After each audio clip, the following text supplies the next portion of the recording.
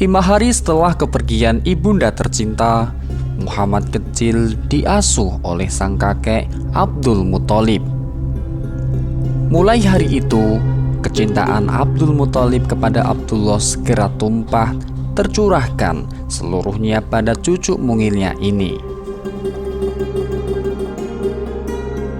Di usianya yang makin uzur itu, pengaruh kepemimpinan beliau di bumi Mekah kian berwibawa.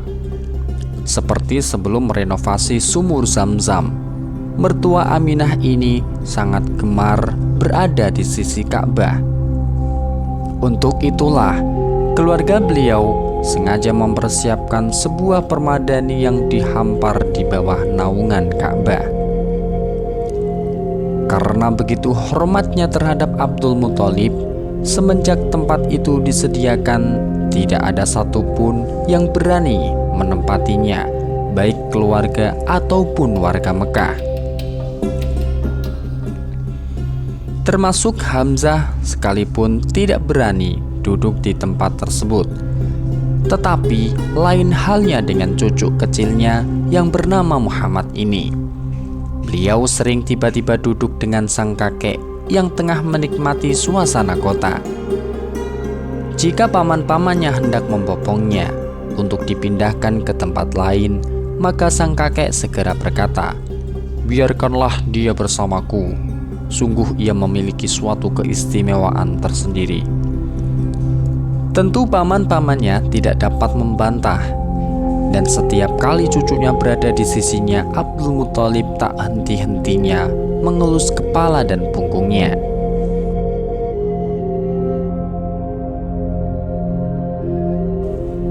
Baru 2 tahun merasakan kasih sayang yang melimpah dari sang kakek, Nabi Muhammad SAW harus kembali menikmati duka. Sejarah mencatat, ketika usia Abdul Muthalib mencapai 120 tahun dan menurut yang lain 140 tahun, beliau menghembuskan nafas terakhirnya.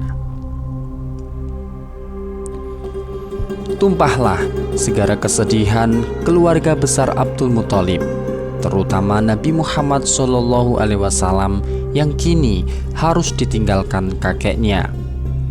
Entah seperti apa perasaan bocah itu. Usianya baru 8 tahun, namun pengalaman pahit begitu kerap menghampirinya. Lahir tanpa punya kesempatan beradu tatapan dengan ayahandanya, disusul ibunya wafat tepat di pangkuannya setelah pulang dari ziarah ke makam suaminya. Wafatnya Abdul Muthalib membawa duka yang mendalam bagi seluruh penduduk Mekah. Kaum Quraisy merasa sangat terpukul dengan kepergian Abdul Muthalib, pemimpin yang bijak dan sangat mereka segani. Bahkan pasar-pasar yang ada di kota Mekah pun tutup dalam waktu beberapa hari dalam suasana berkabung tersebut. Dan karena banyaknya pelayat, akhirnya pemakaman beliau sempat diundur selama 4 hari. Sepeninggal Abdul Muthalib, Nabi Muhammad SAW kini diasuh oleh pamannya Abu Thalib. Sesuai amanat orang tuanya, dengan begitu tulus, Abu Thalib juga sangat menyayangi Nabi Muhammad SAW. Sejak saat itu, berbagai upaya beliau curahkan untuk membahagiakan kemenakannya yang selalu didera kesedihan sejak masih dalam kandungan. Bahkan karena begitu sayangnya terhadap Nabi Muhammad SAW, beliau tidak akan dapat memejamkan mata sebelum putra saudaranya ini berada di sisinya. Ketika Nabi Muhammad SAW bergabung dalam keluarga Abu Thalib, kondisi perekonomian beliau kurang begitu menguntungkan. Meskipun sekali, 2 kali beliau mampu melakukan perdagangan keluar daerah, namun hasil yang didapatkan hanya mampu untuk mencukupi kebutuhan keluarga. Mungkin secara kasat mata, kehadiran Nabi Muhammad SAW hanya akan menjadi kian berat beban yang harus dipanggul Abu Thalib. Kenyataan ternyata berkata lain. Kondisi keluarga beliau justru kian merangkak naik ke tahapan yang lebih nyaman. Sebelum Nabi Muhammad SAW bergabung dalam keluarga tersebut, bisa dipastikan ketika mereka makan tidak ada satupun yang merasa cukup kenyang. Kini, setelah putra Abdullah itu hadir di tengah-tengah keluarganya, semua itu hampir tidak pernah terjadi.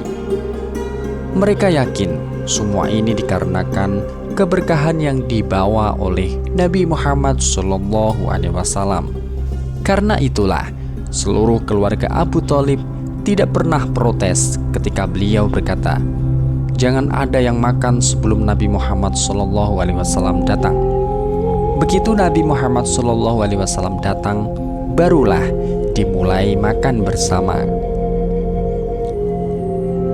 Meskipun Nabi Muhammad SAW mendapatkan perlakuan istimewa dari anak-anak dan istri pamannya, namun hal ini tidak membuat beliau menjadi anak yang pongah. Beliau tetap santun, bahkan kesantunannya melebihi anak-anak Abu Thalib. Nabi Muhammad SAW tetap menjaga sikapnya yang lembut, dan hal ini di kemudian hari diceritakan oleh Ummu Aiman, wanita yang dulunya adalah budak ibunda Nabi Muhammad SAW. Ini pernah berkata, "Putra Aminah itu tidak pernah melakukan kenakalan-kenakalan yang umumnya dilakukan teman-teman sebayanya.